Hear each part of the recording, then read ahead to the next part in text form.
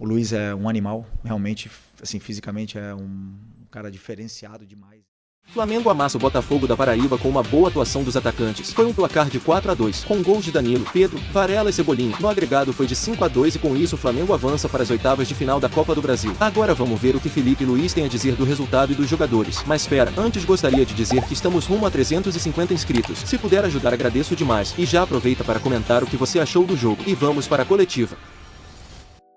Felipe, em meio a esse calendário apertado aí, hoje você conseguiu dar oportunidade a muitos garotos, né?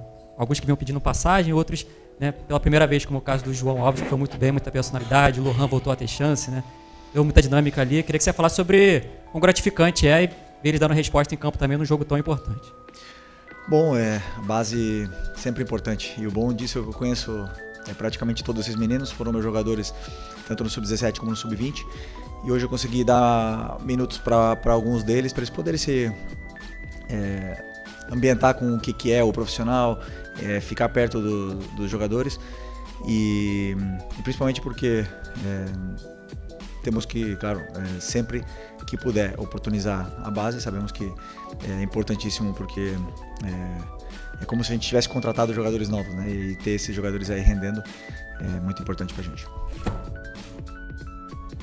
Felipe, Letícia Marques do GE. Bom, entrando um pouquinho também no que o Lázaro falou, você usou o jogo de hoje para dar oportunidade não só aos atletas da base, mas também a outros atletas que precisavam de alguns minutos. Foi um jogo de muitos testes. Queria saber de você o que você considera que você mais acertou na escalação hoje. Talvez um Varela como titular, você tinha um Wesley à disposição, um Cebolinha jogando ali numa nova posição, quase como um 10, que é uma posição que você precisa quando não tem uma Arrascaeta. Queria saber de você, qual é o seu mérito, assim, seu maior mérito que você avalia hoje na escalação? Não, como eu sempre falo para vocês, eu sempre coloco o que eu acho que eu tenho de melhor para poder vencer o jogo, né? No último jogo eu não pude contar com alguns jogadores, já seja por lesão, já seja por indicação do departamento médico, e outros jogadores durante o jogo acabaram não tendo condições de acabar, caso do Bruno Henrique contra o Botafogo. Então muitas das decisões, né, eu já falei uma vez, eu não gosto de poupar, não é do meu perfil. E só que às vezes é inevitável que aconteçam essas lesões, esses jogadores que não conseguem estar pronto para performar durante o jogo. Hoje, dentro do que eu tinha disponível, eu escolhi o que eu tinha de melhor, porque eu não subestimo nenhum adversário. Eu acredito que todos são difíceis. O Central Córdoba, né, como vocês mesmos disseram, que era muito fraco, demonstrou que ganhou da gente aqui dentro, e nós não podemos subestimar ninguém. Então, sempre no primeiro caso, meu primeiro ponto era tentar fazer o resultado, depois se desse para oportunizar, e oportunizar. Acredito que o time fez um grande primeiro tempo, muito bom, controlamos o jogo, fizemos boas jogadas, e os gols, né, os jogadores que se reencontraram com os gols, e depois, claro, conforme foram passando os minutos e o adversário também tinha uma arma importante, que era o contra-ataque, ataque ao espaço, e acabaram fazendo um gol ali, o segundo gol deles aí num rebote de escanteio. Mas acho que foi um jogo muito bom para poder dar oportunidade para esses jogadores que vêm jogando menos e que possam ganhar minutos e confiança. Felipe, boa noite. O Flamengo entrou nessa terceira fase da Copa do Brasil com uma obrigação muito grande, né, pelo favoritismo diante do adversário, cumpriu a sua obrigação pela classificação. Houve clubes que não conseguiram, né, cumprir essa obrigação e confirmar o favoritismo. O Flamengo está classificado. Mas qual, no seu entendimento, o principal proveito que você conseguiu tirar dessas duas partidas da Copa do Brasil? Boa pergunta. É que todo jogo ele deixa alguns detalhes, né? E no primeiro jogo, por exemplo, que jogamos lá no Maranhão, foi um jogo muito difícil, muito complicado, um adversário, um campo muito alto, e o time se comportou de uma forma muito sólida aos 90 minutos, né? E hoje, durante o jogo, a gente viu um time com muita intensidade, muita troca de passe, principalmente velocidade na circulação de bola, e causamos muitas dificuldades. Então, esse jogo foi bom por vários aspectos assim que eu falo táticos. Os jogadores se encontraram, né? Eles encontraram os espaços, porque no final das contas quem joga e quem decide a jogada são os jogadores.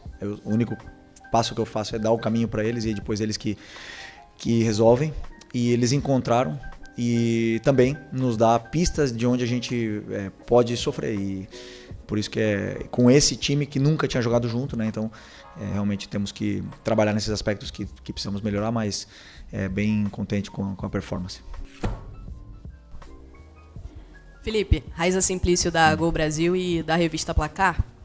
No início do ano, quando o Flamengo contratou o Juninho, você até numa entrevista coletiva, você falou sobre ele, sobre a chegada dele, que ele tinha características que encaixavam muito com o seu estilo de jogo e que era um jogador que estava chegando para jogar, para, né, ser de repente ali uma opção ao Pedro, o Gabigol tinha saído, enfim. Só que a gente tem visto que o Juninho não tem tido muitos minutos, às vezes entra e não consegue se encaixar muito bem. Eu queria entender como é que está esse processo de adaptação do Juninho, o que tem acontecido com ele, como é que você vê o momento do Juninho no Flamengo? Vejo que os jogadores eles falam no campo e o Juninho já teve momentos aqui bons, fez o gol na final do Campeonato Carioca, entrou, foi importante em alguns jogos e para mim é isso, o jogador que joga 5 minutos às vezes ele é mais importante do que o que joga 85, porque ele entra e é capaz de mudar um jogo, de fazer um gol e entrar para a história nos últimos minutos. Então para mim não está na quantidade, está na qualidade dos minutos que ele joga. O Juninho, entendo que ele está num período ainda de adaptação, não está na sua melhor no seu melhor momento, né, eu diria assim, mas estamos aqui para trabalhar, para dar todo o apoio para que ele possa ser o Juninho que a gente espera, que ele espera dele. E enquanto isso, continuar trabalhando e as oportunidades chegarão, e assim que ele falar sempre, que como todos os outros falem no campo, ele vai ter cada vez mais minutos. Felipe, boa noite. Natália Brasil, Damas do Esporte, também Rádio Roquete Pinto. Hoje você teve uma vitória tranquila, né? Conseguiu a classificação, mas aí vira a chave domingo, né? Como você mesmo diz, a gente tem um calendário muito tomado de competições, um privilégio para o Flamengo estar disputando essas competições. E você teve hoje o Pedro 90 minutos em campo, a Arrascaeta também entrou depois de ter ficado fora contra o Botafogo. Queria, se você já tem algum pensamento para o jogo de domingo, que é contra o líder do Campeonato Brasileiro, um jogo, né, como a gente fala, que vale 6 pontos, se você já tem algum pensamento em relação principalmente a esses dois jogadores, pelo gramado sintético, pela minutagem, pelo controle, e aí queria ouvir um pouquinho de você. Não, temos 4 dias para recuperar até esse próximo jogo. 4 dias é um tempo muito bom para que todos os jogadores que jogaram hoje possam se recuperar a tempo para o jogo. Não sei ainda, a partir de amanhã eu vou começar a estudar o Palmeiras, vou decidir o plano de jogo, que jogadores vão começar, e sei que os dois estão prontos se eu precisar para poder. O Arrasca, como eu falei, não tinha condições de jogo no domingo, e hoje sim, para poder continuar se condicionando, teve 25 minutos para poder não se descondicionar e chegar em plena forma pro domingo, né? Então são jogadores que, principalmente o Pedro veio de uma lesão muito extensa, mas que está cada vez mais pegando o ritmo, entrando em forma e para poder ajudar os companheiros. Assim que eu decidi, eu vejo que jogador vai começar o jogo. Felipe, boa noite. Gabriel Reis, canal Paparazzo Rubro Negro, revista Placar. Vou fazer uma colinha aqui, rapidinho, te pedir perdão, que eu tô com umas informações aqui que eu queria te perguntar. O Luiz Araújo percorreu mais de 12,5 km com 26 sprints realizados e uma velocidade máxima de 33 km por hora. São recordes pessoais que alguns jogadores do Flamengo estão batendo na temporada. É o melhor índice dele no ano. O Alexandre e o Everton Araújo também atingiram recordes de distância e aceleração. Everton, Cebolinha e Pedro se destacaram por atingirem suas melhores marcas aí de velocidade e explosão na temporada. Você poderia fazer uma leitura sobre isso pra gente? E se você acredita que eles estão caminhando, mesmo com as lesões que o grupo está tendo, se você consegue perceber esses seus jogadores já dando sinais de atingirem ali um ápice físico? Bom, lesões, por exemplo, Nico e Plata foram lesões de joelho, trauma, né? Ou mesmo alguma mecânica, assim, lesões articulares. Lesões foram agora do Eric e do Alan. O resto realmente muscular, estamos tendo sorte, entre aspas, nesse aspecto, né? Depois temos jogadores que, claro, que merecem um cuidado especial, que, como é o caso do próprio Cebola, do Pedro, do Arrasca, que vieram de lesões pós-operatório. Então tem que ter temos essa recomendação, essa instrução de que controle, né, em alguns determinados momentos. Esses números que você falou me demonstram o que eles podem dar, o que o time está preparado fisicamente. Mas não os números que eu gosto, porque se eles correram tanto, é porque o jogo não foi tão bom. E nesse segundo tempo do jogo contra o Botafogo, que é onde teve muito ida e volta, esses números eles aparecem, né? Porque quando o time normalmente vence, faz um resultado e vence e controla, esses números não são atingidos. Então, muitas vezes a gente fala, pô, o time falta intensidade, e ao contrário, né? O time está correndo mais do que deve, mas está correndo de uma forma errada. Então, esses números aí tem que sempre contextualizar eles, por que eles aconteceram. O Luiz é um animal, realmente, assim, fisicamente é um cara diferenciado demais. Ele tem outros, né, como o próprio Bruno Plata, são jogadores que Wesley batem métricas que são extraordinárias, são nível europeu. E por isso, então são jogadores que aguentam esse tipo de jogo tão intenso, tão alto nível, em tanto ritmo nos 90 minutos. São jogadores que nível Flamengo. Então por isso que aparecem nesses jogos assim que foram um pouco mais de ida e volta, mas que ao mesmo tempo levam um desgaste grande. Boa noite, Felipe. Léo José do Coluna do Fla. A colega que perguntou sobre o Pedro, vou insistir um pouquinho no assunto, porque nesse jogo agora contra o Palmeiras, a gente sabe que é o clássico do ano, o maior rival do Flamengo hoje, né, em termos de competição, e o Pedro é o Pedro, né? Então, queria saber se você já planeja um time do Flamengo, a escalação do Flamengo, já com o Pedro no time titular, ou você ainda vai fazer avaliação entre ele, Bruno Henrique ou algum outro?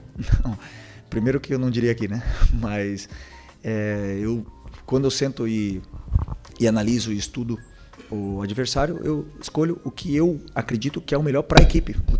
Para a equipe, para o Flamengo. Não penso no que é melhor para o Pedro, para o Arrascaeta, para o Gerson, para o Bruno. Penso no que é melhor para a equipe, o que a equipe o que a equipe precisa para poder vencer o jogo. E a partir disso aí, como eu já falei para vocês, eu tomo as minhas decisões, durmo muito tranquilo e, como eu sempre falo, sempre colocando a equipe acima de tudo.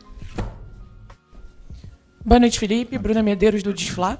O Lohan hoje voltou a jogar depois de um longo período no Sub-20. E eu queria que você dissesse quais as principais mudanças que você espera depois desse período e o quão importante pode ter sido para a evolução dele, para ele poder te ajudar aí no time. Impressionante, né? Mas eu falei já do Lohan 2 perguntas na outra coletiva e uma antes do jogo. Foram 3 no outro jogo. E falo a mesma coisa que eu falo sempre. Falem no campo, não importa se tem 16, 17, 36, 37 anos, não me importa. Quem tiver melhor vai ter minutos. O Lohan tá muito bem no Sub-20, hoje teve minutos, foi bem, gostei dele no jogo e ele tem que continuar jogando bem, não pode relaxar. Se ele relaxar um treino, um jogo, eu tô vendo tudo. Então os jogadores eles falam no campo e quem é mais regular e tá melhor, mais minutos vai ter, e quem não tá tão bem não vai ter tantos minutos, simples assim. Aqui Luciana Zogab, da Rádio Roquete Pinto. O Flamengo hoje, mais uma vez, começou, né, a 220 ali e conseguiu, né, converter em gols, né, as chances criadas, coisas que em muitos jogos, né, teve volume, mas não conseguiu fazer os gols. Hoje o Flamengo fez, mas em contrapartida também cedeu muitas oportunidades, né, para o adversário. Você já falou um pouquinho até na resposta que deu ali para o Papa, mas queria que você falasse também como é que você viu a equipe hoje em campo e o que dá para tirar disso aí para as próximas partidas. Não, eu acredito que foi um bom jogo. O Botafogo da Paraíba tem um time muito bem trabalhado, uma linha muito bem organizada, principalmente dos meio-campistas, não davam muitos espaços para a gente poder filtrar passes. Tentamos filtrar muitos passes por dentro, acabou amarrando. O jogo estava talvez um pouco mais por fora. Como foi o gol do Pedro, começou uma jogada por fora, circulamos e tudo mais. Depois, com o resultado, com 2-0, eu senti que começamos a perder duelos, né? Alguns duelos individuais, tanto ofensivos como defensivos. Esses duelos não eram no mesmo nível que quando estava 0-0. Não digo que é normal, mas eu digo que pode se entender pelo resultado do primeiro jogo, pelo resultado do segundo, pelo como estava acontecendo o jogo. E nenhum time do mundo, se você deixa jogar, não vai jogar. Eles jogam, sabem jogar, sabem chegar, sabem te machucar, sabem chegar até no teu gol. E foi assim que sofremos o primeiro gol. Então eu acredito que foi mais por um momento de... não digo que relaxamos, mas não era na mesma intensidade dos duelos. O Botafogo conseguiu chegar e fazer essas chances de gol. Felipe aqui, Bruno Vilafranca, da Rede Multiflá. Queria que você fizesse uma análise do jogo do Varela, né, que não tem tantas oportunidades assim, mas hoje contribuiu bastante. No domingo ele já ajudou numa posição, não sei nem se você já tinha treinado ele naquela posição, jogando ali muito mais centralizado, como um volante mesmo, ou se foi uma situação de momento. Mas falando mais de hoje, ele contribuiu, fez gol, deu assistência, participou de várias roubadas de bola. Enfim, queria que você falasse, até porque provavelmente ele será o titular no próximo jogo, já que você não tem o Wesley à disposição. Obrigado e parabéns pela vitória. Obrigado. Realmente o Varela é um jogador muito sólido, né? Um cara que na fase defensiva ele domina como ninguém. E depois no ataque é um cara que cria jogadas, não perde a bola principalmente, né? Então são características diferentes dele do Wesley. O Wesley sabe atacar muito mais o espaço do que ele. Não é que ele também sabe, mas o Wesley tem mais esse perfil físico, né, do que ele. Mas ele tem outro perfil que é mais associativo com os companheiros. É um cara que treina sempre bem, sempre, mesmo quando joga, quando não joga, tá sempre da mesma forma. Um cara importantíssimo para o grupo, para a equipe. É um dos caras mais líderes desse elenco, falando menos, um dos que menos fala, mas é um dos mais líderes. Todo mundo se espelha nele porque é um líder com atitude e muito importante para mim também. Então, desses jogadores assim que todo treinador gosta de ter no elenco, e não é à toa que tem tanta história na carreira dele, né? Boa noite, Felipe. Ian Repia, do canal Faz Andar. Hoje a sua equipe fez 4 gols. Talvez uma das grandes críticas ao seu trabalho em 2025 é a falta de assertividade, né? Quando cria muitas chances e não consegue converter. Contra o Juventude foram 6 e contra o Corinthians foram mais 4. O que essas partidas têm em comum é que o Flamengo abriu o placar muito cedo nas 3. Fez o gol logo nos primeiros minutos.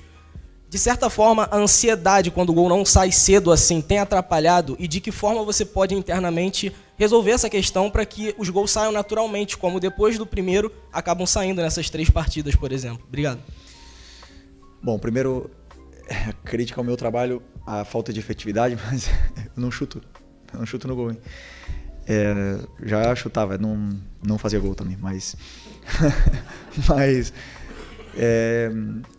eu acredito assim que por que não fizemos gol contra o Botafogo? Porque existe uma qualidade defensiva no time do Botafogo. Existe um time que bloqueou os chutes, que não deixou chegar com tanta facilidade, que os atacantes se sacrificaram muito defendendo, fechando os volantes, fechando os espaços, não deixaram chegar. Eu sempre repito, o adversário também joga. O Juventude e hoje o Botafogo e o Corinthians nos deram certas, não facilidades, mas nos deram alguns espaços onde o time conseguiu aproveitar, fazer os gols, e aí o jogo fluiu com mais naturalidade, mais facilidade, né, depois do primeiro gol. Mas como eu falei para vocês, o nível do adversário ele fala muito, né? Se o adversário não é só qualidade com bola, para mim existe a qualidade defensiva. O jogador que tem qualidade na hora de defender, ele não te deixa chutar, ele induz, ele leva você para onde você não se sente confortável, e aí, claro, fazer gols nesses adversários é mais difícil, né?